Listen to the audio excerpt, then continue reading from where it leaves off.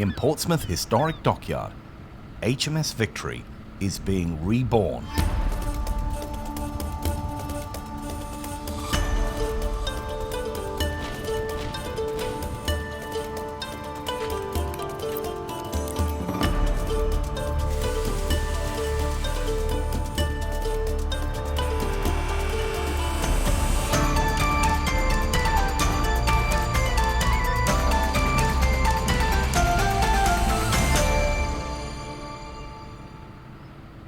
That's the story we have to tell.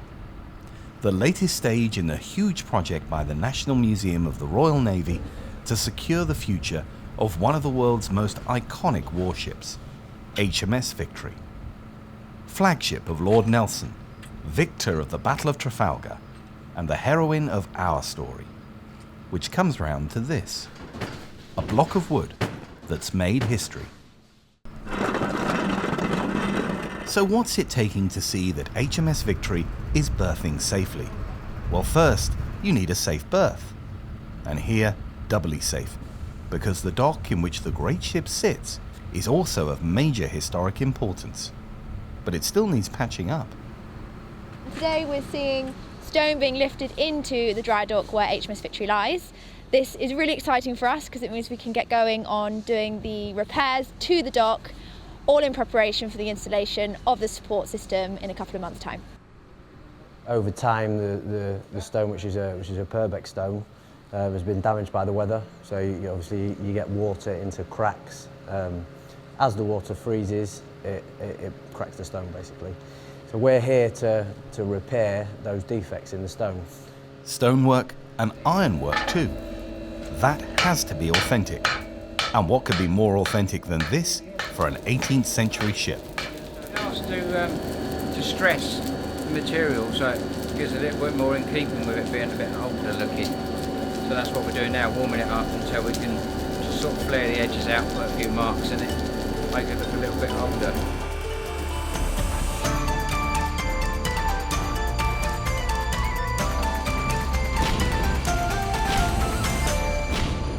Stone and ironwork alike, important though they are simply the opening for the main event, the installation of 134 supports that will carry the weight of the great ship into the future.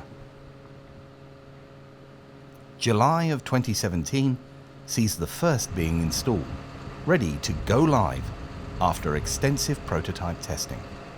A major milestone for the team at the National Museum of the Royal Navy.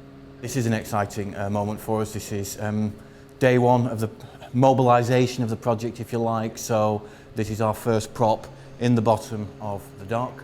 Victory's really, in many ways, quite comfortable on this old system. She's sagged around it, she's moved around it. And so for us to come in and move from 22 cradle supports to 134 point supports, that is a challenge, and we obviously do not wish to damage the ship. So the order of the day is very much slow and steady. So the process is we install a half dozen props in one area, we load them up, we then have to balance that on the other side of the ship, and then when we have all the props around one of the old supports, when they're all installed, we'll load everything up to between 15 and 20 tons to make sure we've taken the load off the existing cradle, and then we've got to remove the timber capping from that existing cradle. At every point, we have to pause and wait. What won't wait, if the rolling program is to keep rolling, is the fabrication of the new supports. ML UK of Portsmouth are in charge of this, creating the scores of identical props that will berth HMS Victory safely. ML's Portsmouth store is a treasure trove of gleaming precision engineering. There's a huge amount of work on one of these sections. We've got a Fosse bronze nut here, which is machined from a single billet. On an Archimedes screw, it's quite a coarse square screw just to take the load, because these props are going to take 25 tonne as a maximum load. So yeah, it's all heavy industrial stuff. The dry dock, in which HMS Victory has made her home since 1922, is itself listed. It's the oldest in the world. which means conservation experts from historic England must also be involved in the project. I've already been here so far advising on repairs to the stonework. They've been done excellently, so things like trying to replicate the original tool marks and the tool finishes on the front of the stone. So the next phase for us really is in particular what happens when the big props come out and what condition the stonework is in underneath and how much intervention is required to that. But what we can see so far is a really exciting and interesting project, and the great thing about the new props is that they're entirely reversible, so the way that they're being put in with a sort of a plastic and grout system means that there's no impact to the original stonework of the dry dock, which is a really great way to proceed. So yeah, really delighted with how things are progressing and really excited to be involved in the project too. The story of HMS Victory is of course all about wood. While surveys show her heart of oak is very strong, some of her wood will need replacing. Here at Whitney Sawmills in the Wye Valley, to help make good the ravages of time on the ship, wood from an Aberdeenshire estate is being seasoned, some of it the increasingly rare elm. The main property of elm is that if it's permanently submerged underwater, it lasts an incredibly long time. If it's out in the open air, it doesn't last very long. It succumbs to various fungi and rots. But when it's totally immersed, it lasts an extremely long time. So, for example, the keel of HMS Victory is entirely elm, and to a great extent, it's still in reasonable good condition. A new year, and the pace is hotting up. More and more of the new supports are being delivered and put into place.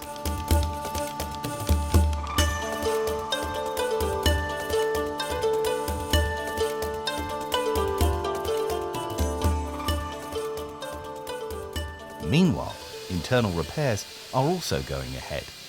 Here's another example of a structural repair that we had to do before we were able to start the support system. This is called a beam end chock, and it supports the cross beam, and it's the major structural element that keeps the beam and the sides together. So here's the inner planking, and you can see a nice new beam here that fixes it all in place. And that's oak again, yes? This is oak. It's oak laminate made of strips of 15mm oak strip, all nicely bonded together, giving a nice strong cross grain structure to it. Time for a team photo, with new members arriving to take up the baton on this 22-year project. A year of exhaustive effort follows, as the ship's hull is checked and rechecked, tested and retested, to see how she's adapting to the new supports, with the old system still, for now, in place. Much of that is done with pinpoint laser work. Still, final testing also requires good old-fashioned hand measurement, but it must be just as precise. We're going to be looking at it every 5 minutes for the first hour, then every 3 hours. And it's going to tell you how the ship is reacting to the block speed? The block speed, yes, as well as our laser scan. We're going to use it in conjunction. So, pretty continuous process then of actually checking and monitoring. 24-hour monitoring. So, it's a lot of data and a lot of man hours going into making sure the hull remains stable. And if it goes beyond 25mm, then we'll get the wedges and knock wooden blocks back in between the steel and the hull. Definitely not a job for shortcuts. No, definitely not. And this is where we came in, because now, bit by bit, the first of the wooden blocks between the underside of Victory's hull and her steel cradles is to be cut out. It takes hours of patient work. Drilling and cutting and drilling, to free the first part of this unassuming but historic piece of wood. For the first time, she will rest fully on a new support. It's a moment of truth, but quiet confidence is the order of the day. It's taken us a long time. This has been, we're getting into almost the 7th year of understanding Victory and making sure that the approach is right. So when you look at all the modelling we did, all the structure analysis, the testing of these props, the testing of the load monitoring system, the practicing for how we were actually going to do this, we have been very, very cautious. So I think when you look at the evidence and the problems we've got in the ship, a large number of them are down to the fact that she's been supported in this way for nearly a century. This is absolutely the right thing to be doing. Yes, we still have our nervous moments when you look at the actual process of doing it, because for all the complex modelling and analysis, there are times when this is boiling down to with a sledgehammer knocking a piece of wood out, which is pretty much how it would have been done 250 years ago, let alone 100 years ago. At last, the hours of work bear fruit. The first wooden block beneath the hull is coming out.